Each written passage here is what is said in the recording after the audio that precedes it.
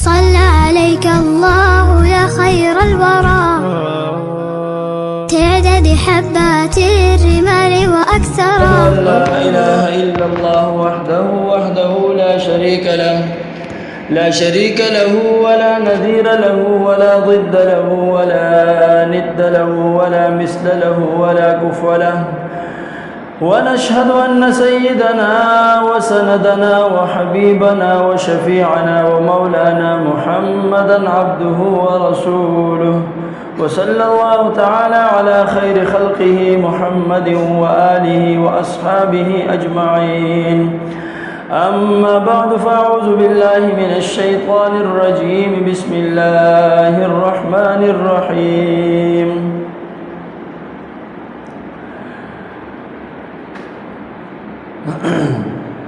آمنوا كما آمن الناس. وقال تعالى فإن آمنوا بمثل ما آمنتم به فقد اهتدوا. قال النبي صلى الله عليه وسلم إن الله اختارني واختار لي أصحابي. وقال عليه الصلاة والسلام أصحابي كالنجوم فبأيهم اقتديتم اهتديتم. أو كما قال النبي صلى الله عليه وسلم صدق الله العظيم وصدق رسوله النبي الكريم ونحن على ذلك لمن الشاهدين والشاكرين والحمد لله رب العالمين. زندگی آمد برائے بندگی، زندگی آمد برائے بندگی، زندگی بے بندگی شرمندگی. اللہ نے زینت بخشی ہے افلاک کو روشن تاروں سے، اللہ نے زینت بخشی ہے افلاک کو روشن تاروں سے. اسلام نے عزت پائی ہے محبوب خدا کے یاروں سے. ابو بکر عمر ہے سمع بصر، عثمان علی ہے قلب جگر. ابو بکر عمر ہے سمع بصر، عثمان علی ہے قلب جگر. حضرت کے ہے منظور نظر، پھر کیوں نہ ہو پیار ان چاروں سے. ہوتے ہو خفا کیوں ہوتے ہو خفا کیوں ہوتے ہو خفا کیوں پوچھو تو ذرا ان نادانوں سے. ہوتے ہو خفا کیوں پوچھو تو ذرا ان نادانوں سے. تعریف صحابہ ثابت ہے قرآن کے 30 پاروں سے. ان اللہ و ملائکتہ یصلون علی النبی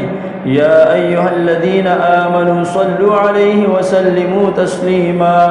شوق محبت سرا پنیت دا عبادت سر درود شریف ہوئے.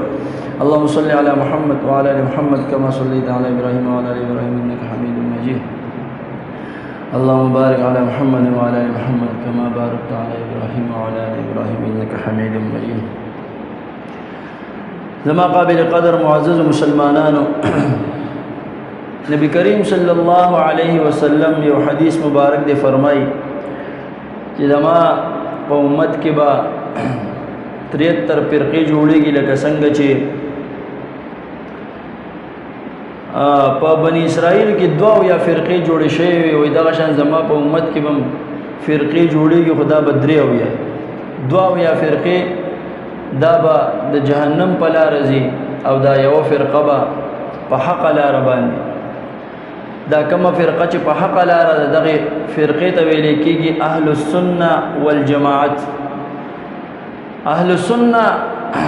اول جماعت دا نم چی دا دی فرقی کمی خودل شوی دام دا پیغمبر علیہ السلام دا یو حدیث نراغستل شوی دا. نبی کریم صلی اللہ علیہ وسلم فرمائی علیکم بسنتی و سنت الخلفاء الراشدین. نو علیکم بسنتی تاسو باندی لازم دی زما سنت یعنی زما طریقہ. نبی کریم صلی اللہ علیہ وسلم فرمائی نو دین اہل السنہ اخذ شو. اور پسی نبی کریم صلی اللہ علیہ وسلم فرمائی و سنت الخلفاء الراشدین تاسو باندې د صحابو طریقې لازم دي. د خلفای راشدینو لار تاسو باندې لازم ده، نه په دغه لار باندې بځي. نو صحابه جماعت ته، نو اهل السنه والجماعت دا د حدیث نه د نوم اخذ شوی ده. اهل السنه والجماعت د دې چې کوم عقاید دي، کوم نظریات دي،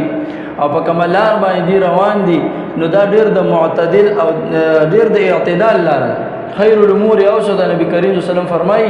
بهترین په امور کې هغه درمیاني امور دي. نو د اعتدال لار د اهل السنه والجماعت او د حق جماعت ته او موږ ټول اهل السنه والجماعت یو.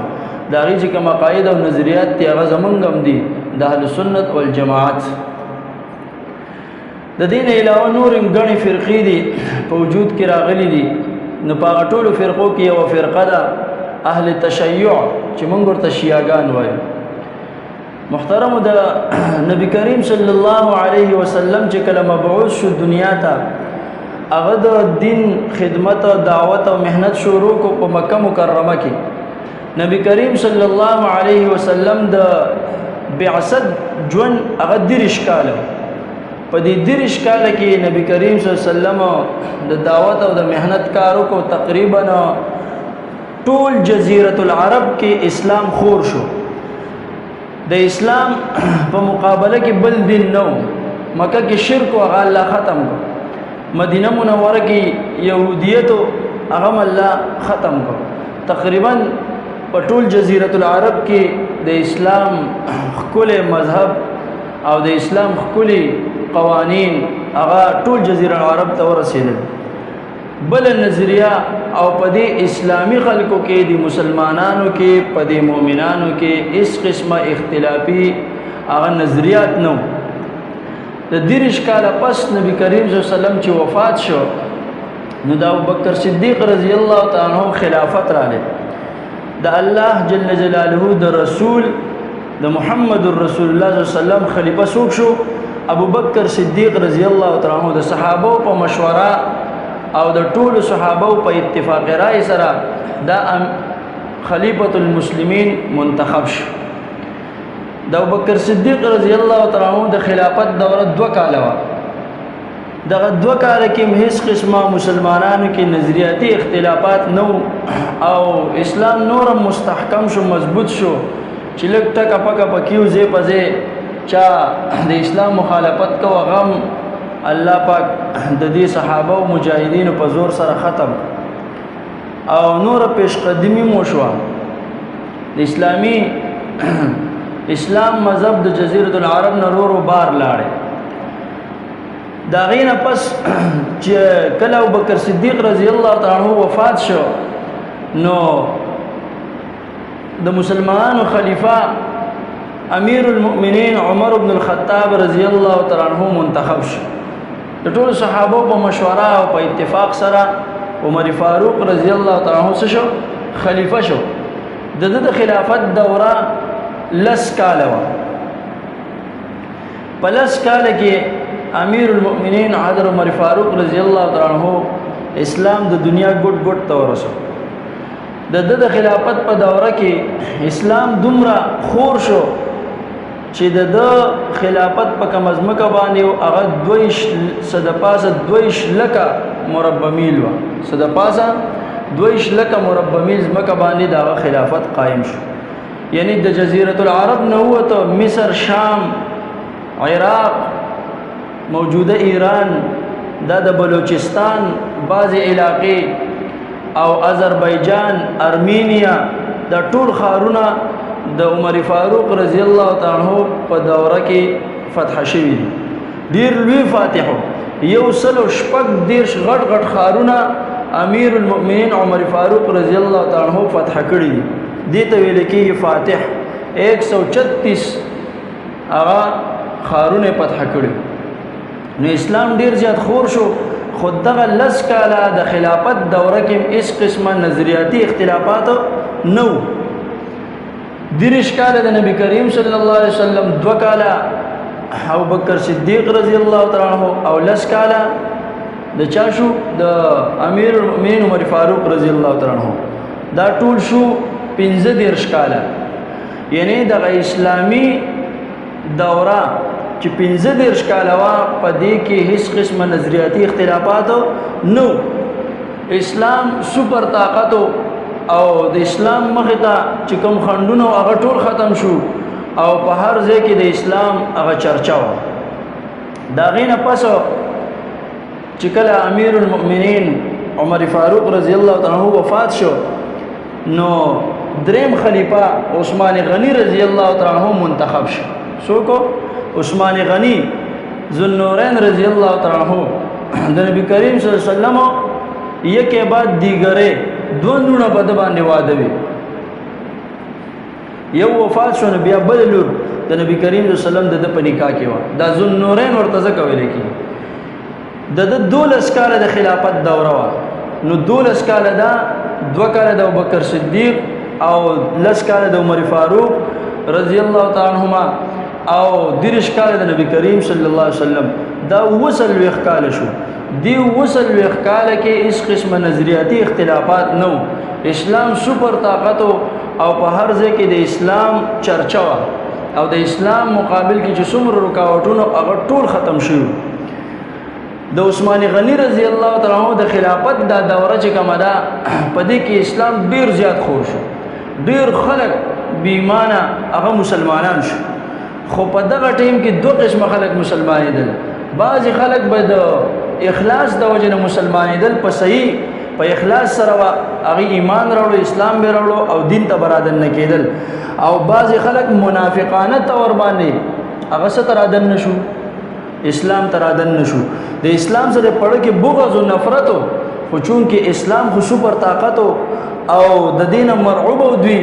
نو دوی ایمان راوړو خو په دې نیت باندې چې مسلمانانو کې تفریقه جوړ کې فساد جوړ کې. نو د عثمان غنی رضی الله تعالی عنہ د خلافت اخیری دوره کې یعنی تر وصل اختقال پورې ګوره اس قسم نظریاتی اختلافات نو صرف اسلام. دی اخیری دوره کې په صنعاء د یمن کې یو سړیو يهودي عالمو په یمن کې صنعاء خار دی الته یو يهودي عالم دا غنم عبد الله بن سبا او په ابن السودا سره مشهور. دغه يهودي عالم مسلمان شو او د اسلام راوړو خو منافقانه تور باندې اسلام راوړو. پړه کې د اسلام سره بغض او نفرت خود په دې نیت باندې اسلام راوړو چې مسلمانانو کې هغه فساد خور کی. نو چې د اسلام راوړو د خو مطمئن نو د مدینه منوره ته ویراله او مدینه منوره کې خلیفۃ المسلمین عثمان غنی رضی الله تعالی عنہ پلاس باندې د ول زبانه مسلمانۍ کوم چې داغه پلاس باندې بیعت وکړه. لا پلاس باندې بیعت کو او مسلمان ځان ښکارا کو. د دو پړ کې دا چې را ماته وسه امتیازي شان حاصل شي یعنی ماته وسه عہده میلاو شي د طرفه. په بهر حال عثمان غنی رضی الله تعالی عنہ طرفه د سه امتیازي شان میلاو نشو. د مدینه منوره کې اوسېدو. نو عثمان غنی رضی الله تعالی عنہ په د باندې لګ لګ پوه شو چې دا سړی پیتنګر وانته دي فسادي وانته دي. نو هغه د مدینه منوره نه بار کړ. عبد الله بن سبا يهودي د سنه بار کو د مدینه منوره نه بار کو نو د بصره ته وتختید. دغه ټیم کې عثمان غنی رضی الله تعالی عنہ یو بل کار کړو په دغه کې یو سړیو په بصره کې یو بل سړیو فتنګر وانته راهزنو حکیم ابن جبلہ نو د بصری گورنر عبد الله بن عامر ته عثمان غنی رضی الله تعالی عنہ حکم کړو چې د نظر بند کا. نو الته هغه نظر بند کو او دلته نه دی وشړو. نو دته چې پته ولګي چې ما یو مرګره حالتم شته دي دوانه فراریانو دوانه تختیدلی. نو دی الته لاړو هغه سره ځان مرګره کو. د عبد الله بن سبا د يهودي د پولیس شاګرد پولیس د چې کوم استاد پولیس هغه يهودیو خو ځان نصرانی کړو د نصرانیت د تبا کړو. عیسایانو د عیسایانو خپل عقیده وا پاکه. عیسی علی السلام د الله بنده غنو مریم بیبي پاکه غنله. نو د عیسایانو کې فساد خور. نو د استاد نصرانیت تبا کړو او د شاګرد بیا اسلام ته نقصان ورسو. اسلام ته نقصان ورسو. هغه څنګه نصرانیت تبا کو په دې طریقه باندې چې د دې خلکو د خپل پیشوا سره د خپل امام سره خپل پیغمبر سره هغه سره ډیره زیاته مینه محبت. نو د عیسی علی السلام سره خامخا د نصرانیانو محبت نو هغه محبت نه ولا پیدا واغستا. په محبت کې غلو کړ افراط پکې وکړو. ګوره په هر کار کې تاسو زم اهل سنت والجماعت دا یو داسې جماعت دي د اعتدال نه کارلی. هر کار کې محبت کې بم غولونه کې وس زمونږ د پیغمبر صلی الله علیه وسلم سره مینه ده سم ده سره مینه ده نو مینه کې موږ داسې حد ته نه چې پیغمبر ته خدای وایي ویل شو ته نه زمونږ سره مینه ده په خپل ځای باندې مینه ده چې کوم مینه موږ ته شریعت خودلې په هغه طریقه سره مینه ده نو هغه سره مینه نو پولیس ته ویل ګوره عیسی علی السلام وې دغه خدای حلول کړي دي خدای به کې حلول کړي ګویا چې د عیسی علی السلام خدای دی او دا هغه ته ډیر ځات صفات بیان ټول نصرانیان یې سکړل هغه دغه کفري او شرکی عقیده کې مبتلا نو بیا عیسایانو کې بلا فرقې جوړ شوې چا به عیسی علی السلام ته خدای چا مریم بیبي ته خدای او چا به تسلیث عقیده وا مریم بیبي عیسی علی السلام او وي خدای د دریوان یو ځای شوی د تسلیث د عقیده جوړ نو پولیس ټول نصرانیت په دې طریقه باندې تباہ عبد الله بن سبا يهودي چې کله بصره کې خلال مرګري پیدا کولو ځان ډیر مخلص مسلمان ښکارا کړو چې زه ډیر مخلص مسلمان یم او حالان کې دغه منافقو نو ټول نه اول غلط عقیده د اعلان کړه چې محمد رسول الله صلی الله علیه وسلم دا زمون نبی دی او زمون ټول عقیده دا زمون پیغمبر دی وای ګوره عجیبه خبره ده وای مسلمانانو عجیبه عقیده ده وای دی وای چې عیسی علی السلام به بیا دنیا ته راځي عیسی علی السلام به بیا دنیا ته راځي دا زمونږ عقیده ده چې عیسی علی السلام به دنیا ته نزول کوي خو به تور نبی نه به تور نبی نه بلکې د پیغمبر اسلام امتی وي دلته په خبره باندې ورسېده دا زمونږ عقیده ده نو هغه داسې خبره وکړه چې ګور د مسلمانانو شیرا یعنی مونږ وایو چې د موسی علی السلام به دوباره نزول کوي او محمد رسول الله صلی الله علیه وسلم به دوباره بیا نزول دنیا ته به بیا نه راځي وې دا څومره غلطه عقیده ده وې زمون پیغمبر محمد صلی الله علیه وسلم خو د ټولو پیغمبرانو نه غوړه دي او د عیسی علی السلام نه ډیر غوړه دي نو چې هغه راځي نو زمون پیغمبرم بیا دنیا ته راتلی شي ځکه چې هغه ډیر غوړه دي نو ټیک ده زمون پیغمبر علیه السلام سره مینه ده نو خلکو سره ډیره زیاته مینه و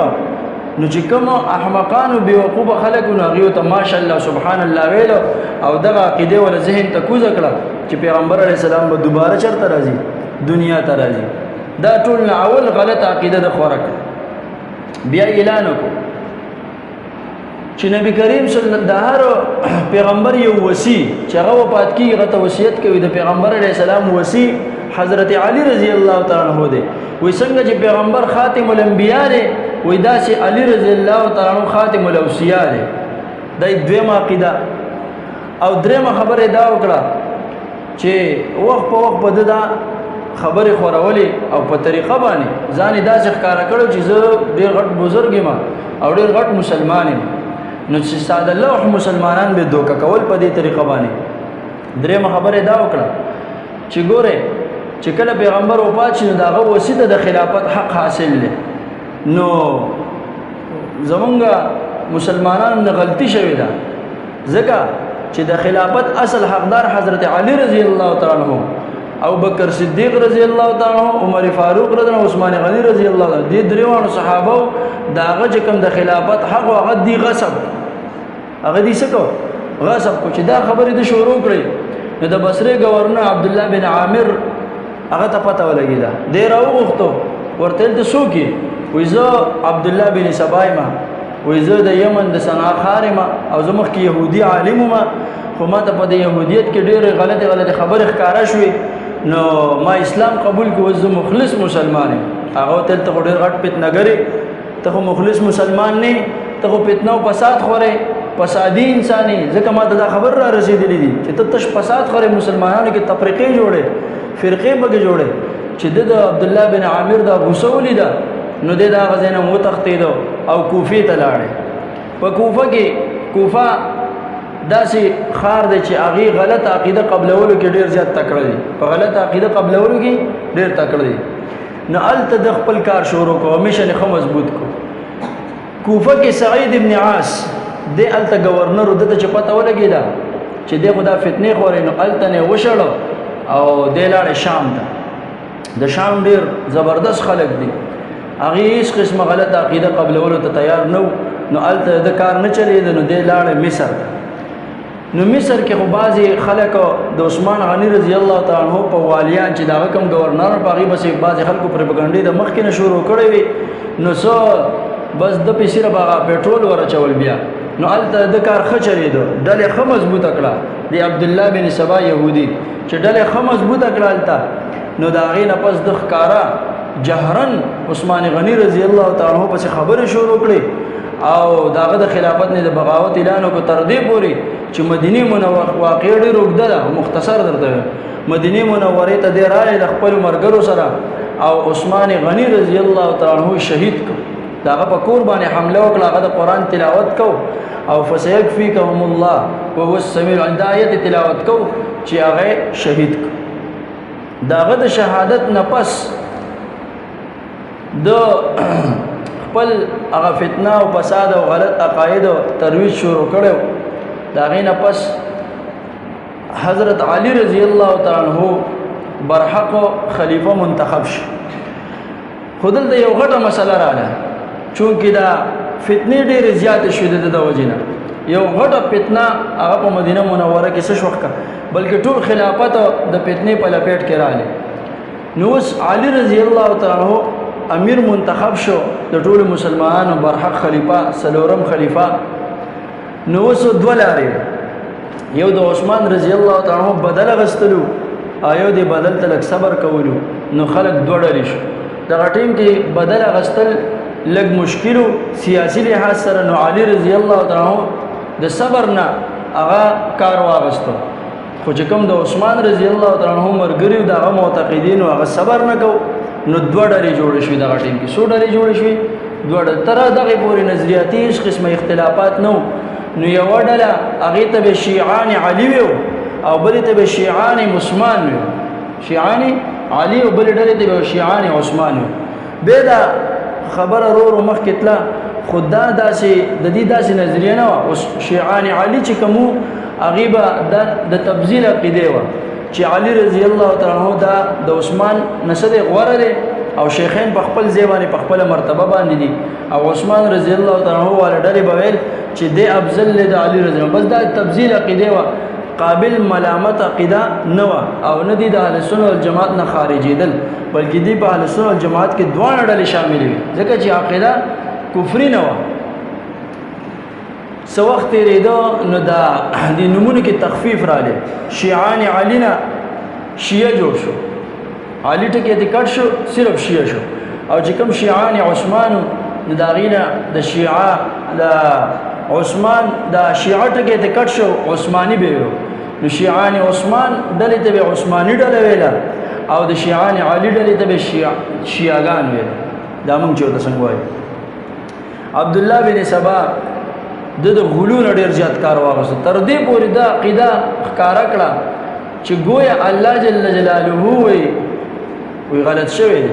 الله جل جلاله څه شوی وی دا څه غلط شوی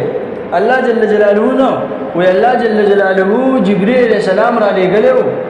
چې ته علی رضی الله تعالی عنہ لاړه شه یعنی نبوت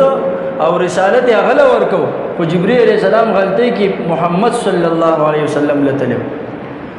وې د دې وجنه الله جل جلاله وې دا روح حلول کړي په علی رضی الله تعالی عنہ کې چې کله علی رضی الله تعالی عنہ ته پته ورغی چې د داسې عقاید خوري د عبد الله بن سبا د ډېر د غلو د افراط نه پیدا کار واغست نو د اراده وکړه چې دا کسان ز ژوندۍ وسوځو یو روایت چې د کسان راګیر کړي ژوندۍ سوځولي او بل دا چې د عبد الله بن سبا دا د خپل لاس باندې بیا وجلې نو دغه ټیم کې بیا دوه ډلې جوړې شوې یو روافض او بل خوارج روافض او خوارج دا داسې ډله و چې دی به علی رضی الله تعالی عنہ ته کنزل کول او علی رضی الله تعالی عنہ باندې به بهتان لګاو تر دې چې د کفر پتوی په لګولې او دویمه ډله پکې روافض جوړ شو دی د غلون او د افراط نه پیدا واغستا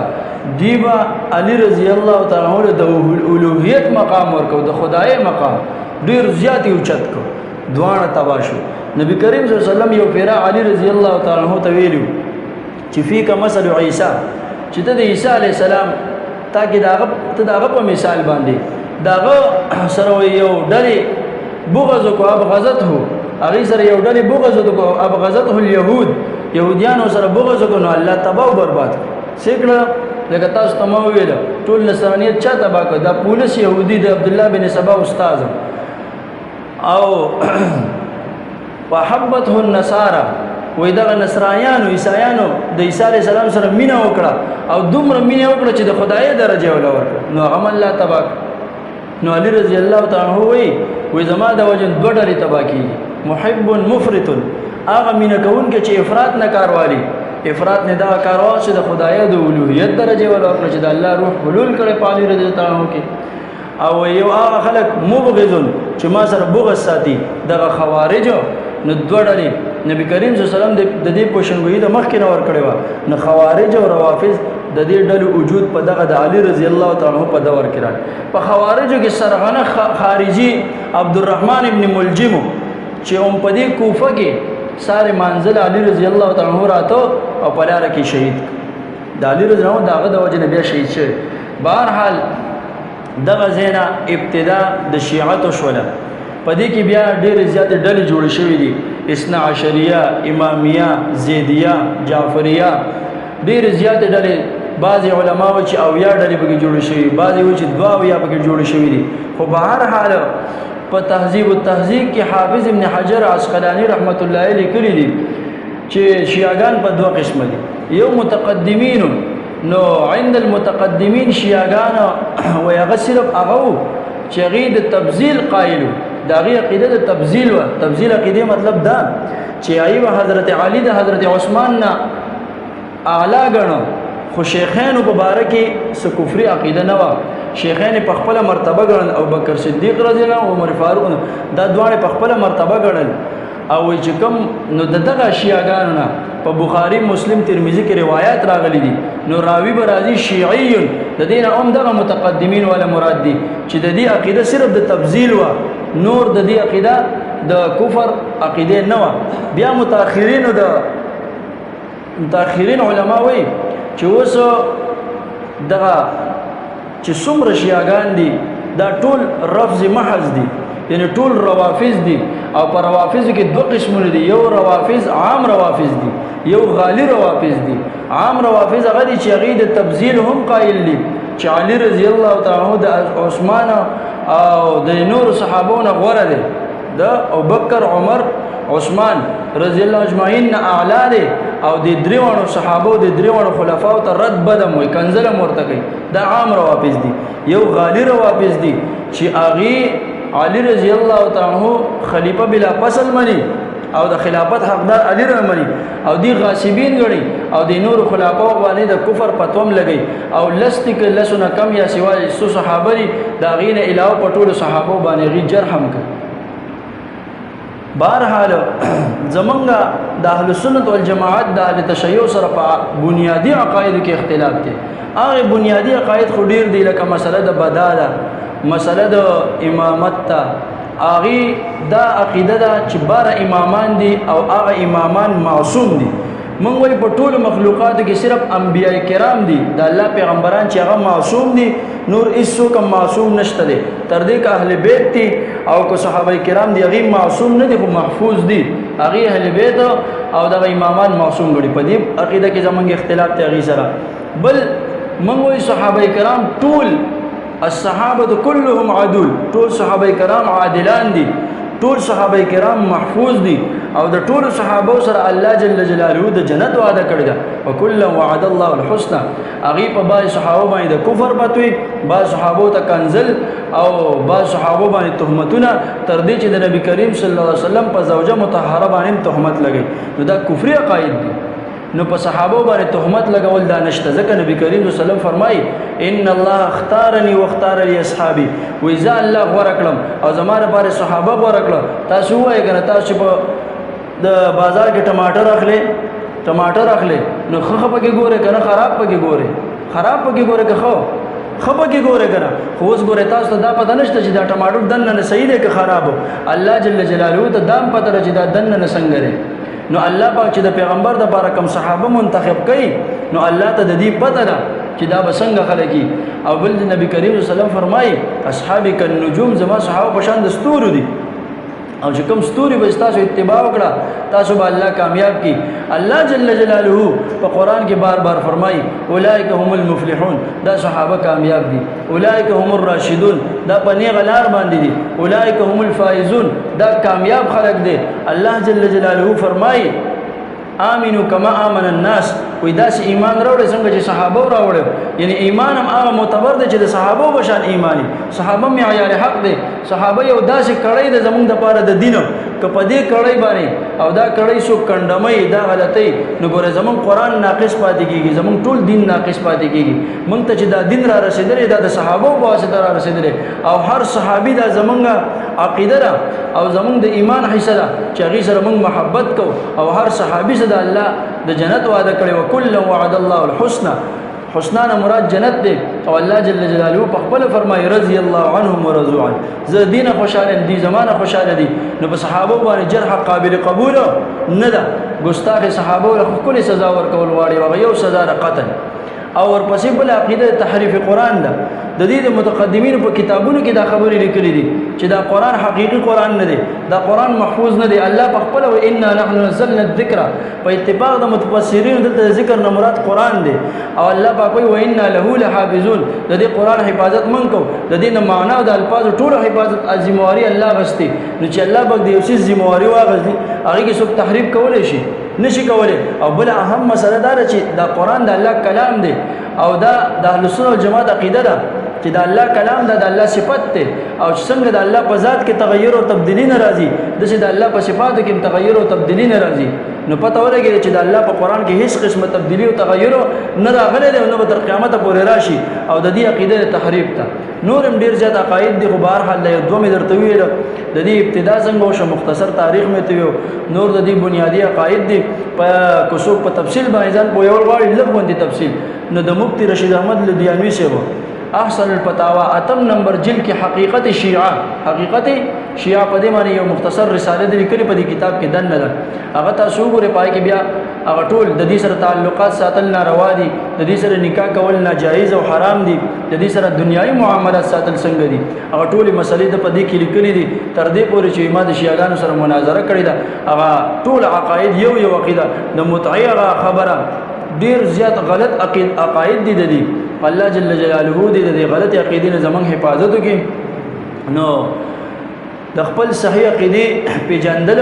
دا غي ترویج کول دا ضروری دي الله جل جلاله دې د باطل عقیدې زمونږ حفاظت وکړي او په صحیح عقیدې باندې موږ ته ژوند او